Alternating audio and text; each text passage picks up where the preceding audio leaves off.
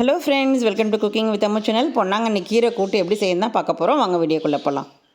Friend ஒருத்தவங்க அவங்க வீட்டு தோட்டத்தில் விளைஞ்சதுன்னு கொண்டு வந்து கொடுத்தாங்க.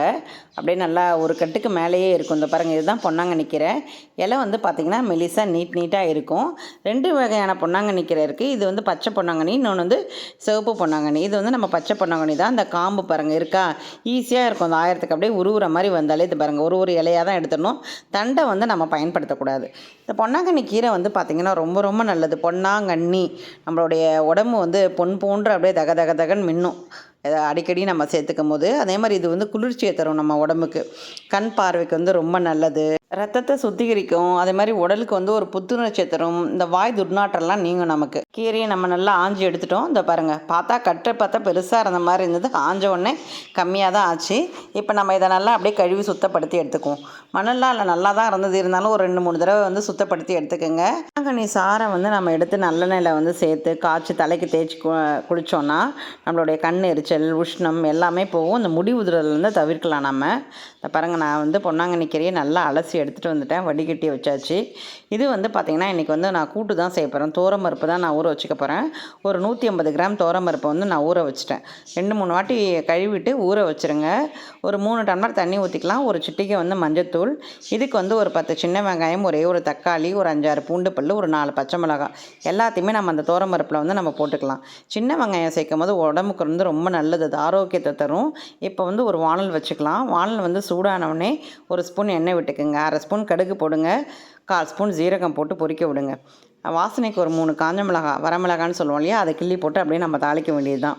இப்போ நம்ம வந்து ஒரே ஒரு பெரிய வெங்காயமோ இல்லை ஒரு 4-5 சின்ன வெங்காயமோ பொடியாக கட் பண்ணி வச்சுட்டு கூட நம்ம போட்டுக்கலாம். நான் சின்ன வெங்காயம் இருந்தனால ஒரு 5-6 சின்ன வெங்காயத்தை பொடியாக கட் பண்ணி போட்டுக்கிட்டேன். கொஞ்சமாக பெருங்காயத்தூள் வந்து போட்டுக்குங்க.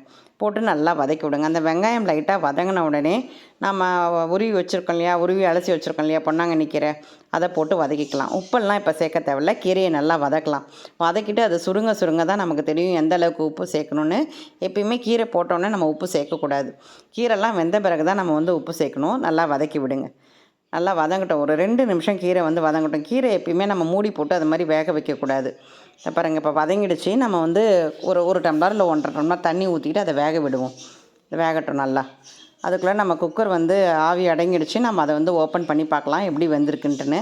ஒரு 2 விசில் எடுத்தாலே போதும். பாருங்கள், எல்லாம் நல்லா வெந்துருச்சு. இப்போ அப்படியே அந்த கரண்டியாலே வச்சு லைட்டாக அப்படியே மசிச்சு விடுங்க. இந்த மசிச்சு விட்டு இந்த சூட்டோடையே நம்ம அப்படியே கீரையில் வந்து ஊற்றிடலாம். அப்படியே ஆல்ரெடி கீரை வந்து ஒரு 5 நிமிஷம் ஆகிடுச்சு வெந்து. அதனால் இந்த பருப்பையும் நம்ம போடும் போது சீக்கிரமாக வேலை முடிஞ்சிடும். அவ்வளோதான். பாருங்கள், கீரை வந்து ஒரு பாதி வேக்காடு வந்துருச்சு. இப்போ இந்த ஸ்டேஜில் வந்து நம்ம அப்படியே கடைஞ்சி வச்சுருக்கோம் இல்லையா, அப்படியே கரண்டிலேயே அந்த பருப்பை தூக்கி ஊற்றிடுங்க. ஒன்றோட ஒன்று எல்லாத்தையுமே நல்லா மிக்ஸ் பண்ணுங்கள். ரொம்ப சீக்கிரமாக அந்த கூட்டு வந்து செய்திடலாம். இது வந்து பேச்சுலர்ஸ்க்காக தான் மெயினாக. அது மாதிரி புதுசாக சமையல் வந்து கற்றுக்கிறவங்க சிம்பிளாக இந்த மாதிரி கீரை செஞ்சு சாப்பிட்லாம். வீட்டில் வயசானவங்க இருந்தால் தேங்காய்லாம் அரைச்சி ஊற்றாமல் இந்த சிம்பிள் மெத்தட் வந்து பண்ணலாம். வேணும்னா வந்து நீங்கள் தேங்காய் வந்து அரைச்சி ஊற்றிக்கலாம். தேங்காயோட ஒரு பெருஞ்சீரகம் இல்லை ஒரு 2 பச்சை மிளகாய்க்கு பதிலாக 2 காஞ்ச மிளகாய் நம்ம கூட்டுக்கு செய்கிற மாதிரி கூட நம்ம அரைச்சி ஊற்றிக்கலாம். அது இன்னும் டேஸ்ட்டாக இருக்கும். அவ்வளோதான். நம்ம இன்னும் ஒரு 2 நிமிஷத்தில் நம்மளுடைய பொன்னாங்கண்ணி கீரை கூட்டு வந்து ரெடி ஆகிடும். சுட வெள்ளை சாத்தில் போட்டு சாப்பிடும் போது ரொம்ப டேஸ்ட்டாக இருக்கும். அது மாதிரி இட்லி, தோசை எல்லாத்துக்குமே ரொம்ப நல்லாயிருக்கும். நம்ம வந்து வாரத்தில் ஒரு தடவையாவது இந்த பொன்னாங்கண்ணி கீரையை வந்து நம்ம சேர்த்துக்கணும். இது பார்த்திங்கன்னா இதயத்துக்கும் மூளைக்கும் ஒரு புத்துணர்வு வந்து கொடுக்குது. அதே மாதிரி இந்த பொன்னாங்கண்ணி கீரை வந்து பார்த்திங்கன்னா நம்ம சப்பாத்தி மாவு பிசைகிறோம் இல்லையா, அதில் கூட பிசைஞ்சு உருட்டி கூட நம்ம சப்பாத்தி போடலாம். காரம்லாம் கம்மியாக இருக்கும். குழந்தைங்களுக்கு வேணால் கொஞ்சம் நெய் கூட நம்ம போட்டு விடலாம். இதே ஒரு அளவோடு செய்து பார்த்துட்டு கமெண்ட் பண்ணுங்கள் ஃப்ரெண்ட்ஸ். நம்ம சேனலுக்கு புதுசாக வந்திருக்கவங்க லைக் பண்ணுங்கள், ஷேர் பண்ணுங்கள், சப்ஸ்கிரைப் பண்ணுங்கள். மறக்காமல் பெல் பட்டனை ப்ரெஸ் பண்ணுங்கள். அப்போ தான் நான் போடுற வீடியோ உடனே வரும். நாளைக்கு பார்க்கலாம் ஃப்ரெண்ட்ஸ். பாய்.